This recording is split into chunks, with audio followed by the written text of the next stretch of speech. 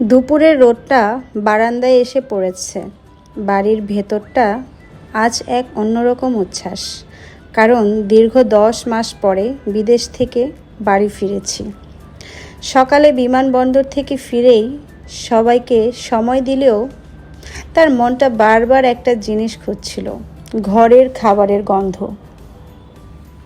এদিকে রান্নাঘরে সকাল থেকেই ব্যস্ত নিঃশ্বাস আমার ভাবির।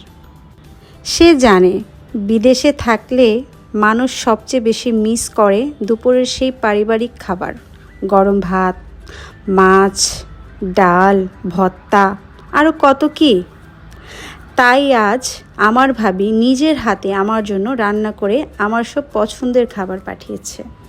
ভাবিকে বলেছিলাম আমি কোনো গোস্ত খাবো না ভাবি, আমার জন্য শুধু তুমি মাছ, ভর্তা, ভাজি এইসব আজকে করে পাঠাবে।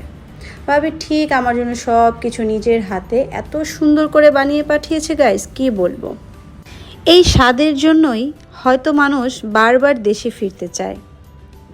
দুপুরের সেই খাবারটা শুধু খাওয়া ছিল না, এটার মধ্যে ছিল অপেক্ষা, যত্ন আর এক ধরনের নীরব ভালোবাসা, যা শুধু পরিবারের মানুষই বুঝতে পারে। এই যে দেখেন আমার ভাবি আমার জন্য বেগুন ভাজা করিয়ে পাঠিয়েছে।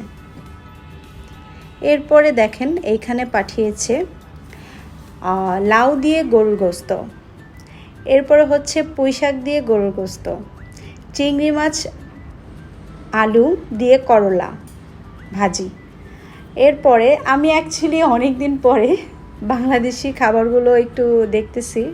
আসলে অনেক কিছু নাম আমার কাছে এখন মুখে আসে তো আসে না, এরকম হয়ে গেছে।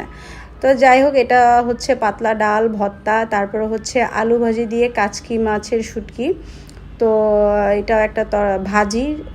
তো আমার কাছে কিন্তু ভীষণ ভালো লাগতেছে, খাবারগুলো খেতেও খুবই টেস্টি ছিল। তো এরকমভাবে কার কার আছে অবশ্যই আমাকে কমেন্ট করে জানাবেন। দেখেছেন ভাবি আমাকে কত ভালোবাসে, ভাবির শরীরটা ভালো না, তাও আমার জন্য কত কিছু রান্না করে পাঠিয়েছে। তোমাকে অসংখ্য ধন্যবাদ ভাবি।